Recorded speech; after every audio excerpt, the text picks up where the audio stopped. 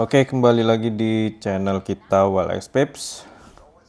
Ya, weekend lagi kita coba untuk cek-cek market. Ya, jadi minggu lalu lumayan seru, walaupun pergerakannya nggak terlalu banyak, tapi saya bisa bilang lah di atas 90% itu pergerakan harian itu banyak yang ketebak gitu loh. SNR to SNR. Oke, sebelum kita masuk ke chart seperti biasa, disclaimer dulu, disclaimer. Ya, semua isi video yang kita sajikan hanya untuk informasi dan edukasi. Tidak ada ajakan untuk jual atau beli, ya, untuk buy atau sell itu semua keputusan masing-masing, ya. Oke, terus channel kita ini tidak pernah membuka copy trade, titip dana, dan sejenisnya. Jadi awas penipuan. Kita nggak pernah chat duluan, kita nggak pernah menghubungi kalian duluan. Kalau ada yang begitu berarti penipuan, jangan sampai ada yang kena. Oke, dan yang terakhir disclaimer kita, kegiatan trading memiliki resiko yang sangat tinggi kalau tidak ada ilmunya. Makanya kita hadir untuk mengedukasi. Oke, seperti biasa kita cek-cek dulu ini menurut catatan kita selama 1 minggu ke depan news itu full ya. Biasalah ya kalau minggu-minggu NFP itu full gitu. Oke, dari mulai Senin, Selasa, Rabu, Kamis, Jumat itu semua full.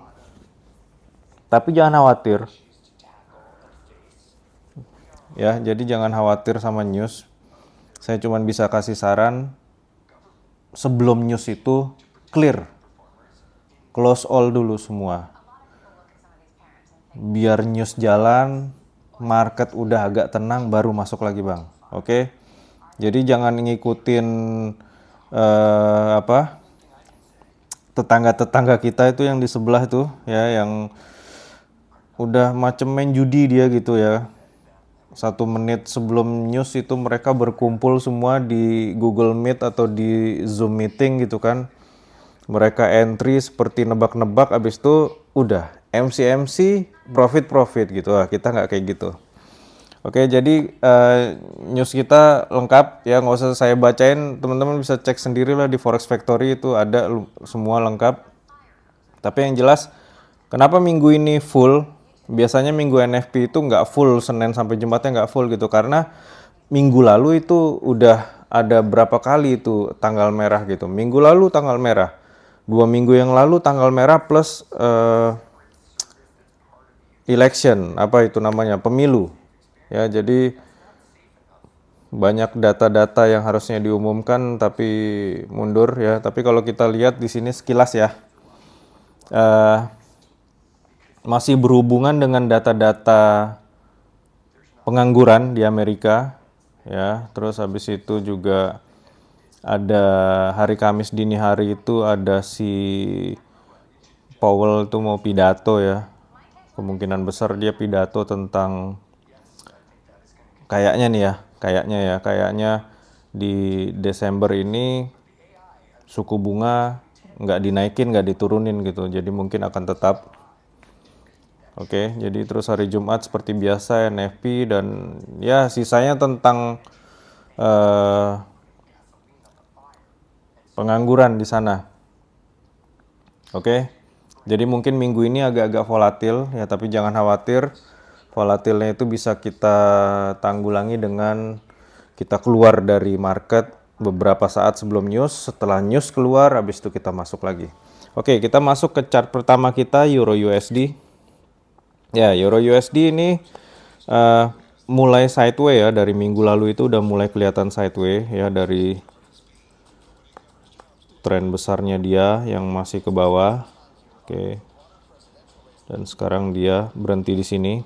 Oke, di mana itu dia berhenti? Ya, dia berhenti itu di zone SNR. Yang ini udah jelas, sangat jelas sekali zone SNR.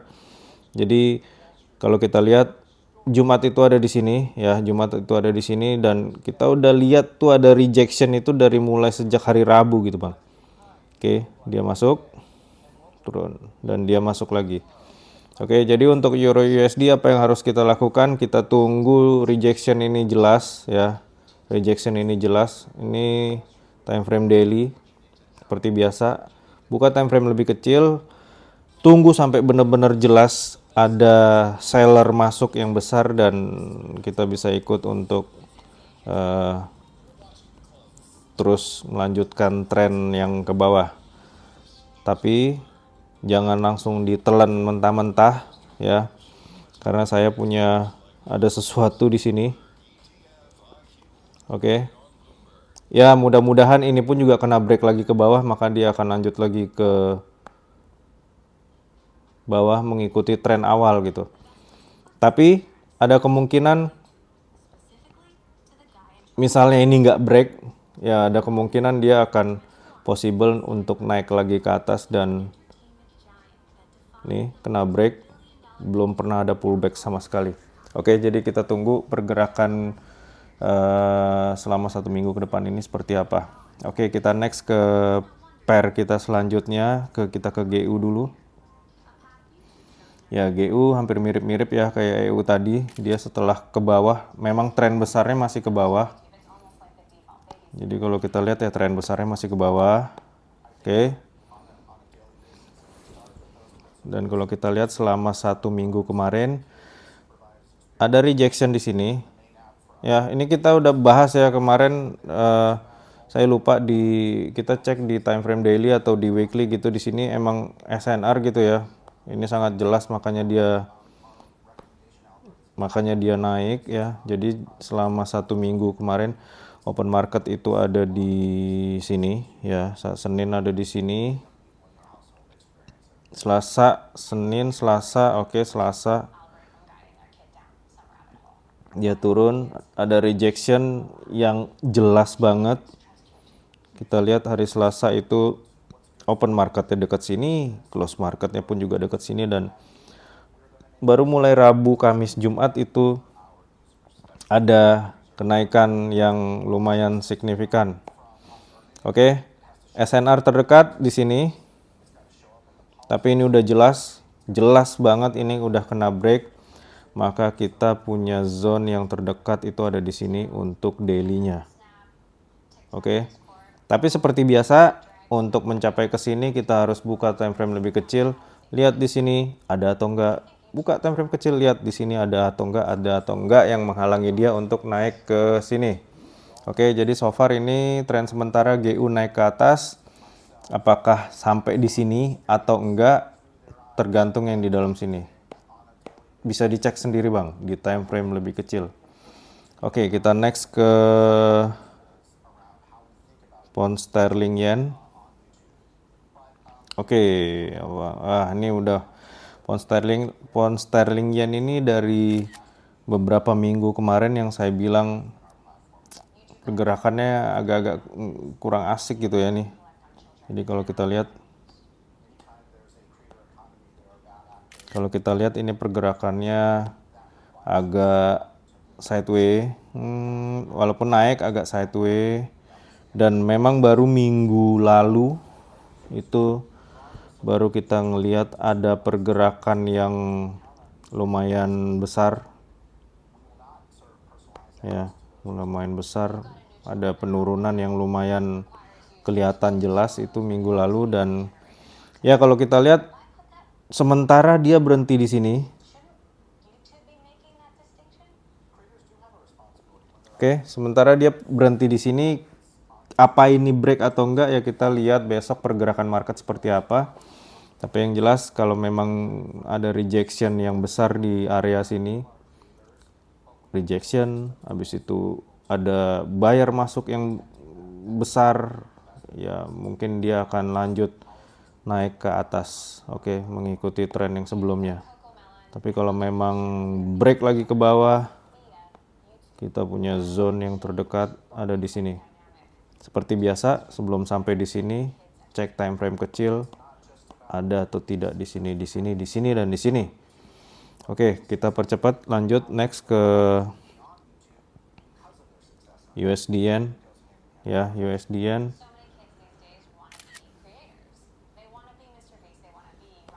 Oke, ini USD yen kalau kita lihat ada penurunan yang lumayan dalam selama seminggu kemarin ya. Jadi kalau kita lihat Seninnya seharian mungkin agak sideway ya, di sini-sini aja. Dia punya harga tertinggi di sini, harga terendah di sini, dan open dan close-nya juga tetap di sini gitu. Baru hari Selasa ada pergerakan ke bawah ya. Tapi kalau kita lihat ini, kalau kita lihat dia sekarang berhenti di area ini. Ini sebenarnya SNR bang. Kalau masih nggak jelas kusut gini, ini kita bisa buka time frame yang lebih besarnya lagi harusnya gitu. Tapi yang jelas ini dia berhenti di sini dan kita harus cek. Oke lah, kita cek lah. Oke, kita cek di weekly. Nah, di weekly ini jelas ini adalah pergerakan besar. Oke, maka ini adalah zone kita. Nah, jadi kalau kita lihat ini Euro Jepang, USD Jepang, tren sementara kan memang naik. Tapi ini baru 1 minggu, kemarin ini dia melakukan penurunan sampai dengan zone ini. Apakah zone ini akan kena break atau dia hanya pullback sementara untuk naik ke atas? Ya, itu yang harus kita tunggu di minggu besok ini. Oke, kita next ke, seperti biasa, ke gold. Ini favorit kita semua ya.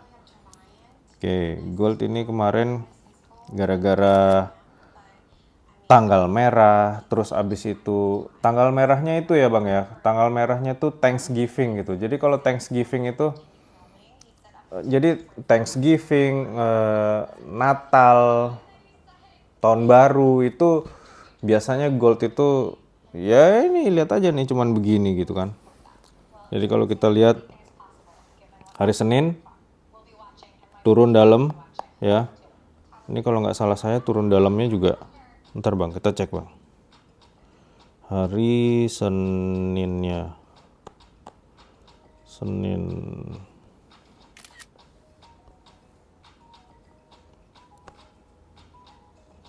Jumat, Kamis, Rabu, Selasa, Senin. Nah, nih di sini, bang. Oke. Jadi kalau kita lihat nih, Senin mulai dari open market di sini, itu di sesi Asia itu memang udah dalam. Ada pullback di sesi Eropa dan dilanjut pas sesi US malam pun juga dalam gitu.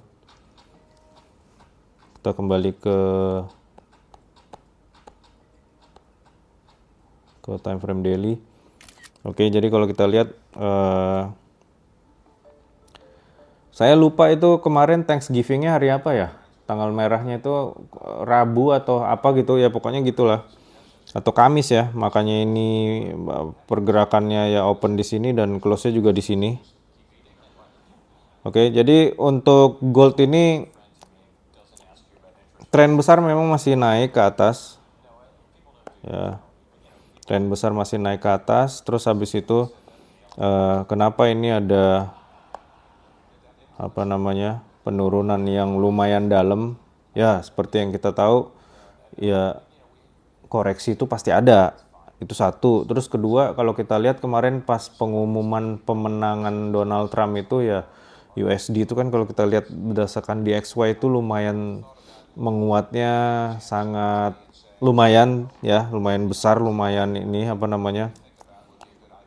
ya pokoknya lumayan lah naiknya gitu ya. Dan kalau kita lihat kenapa berhentinya di situ ya, seperti biasa kita selalu punya zone SNR yang jelas banget. Oke. Kenapa di situ? Ini bang, jelas. Nah, makanya dia masuk sini dan sekarang dia begini. Oke.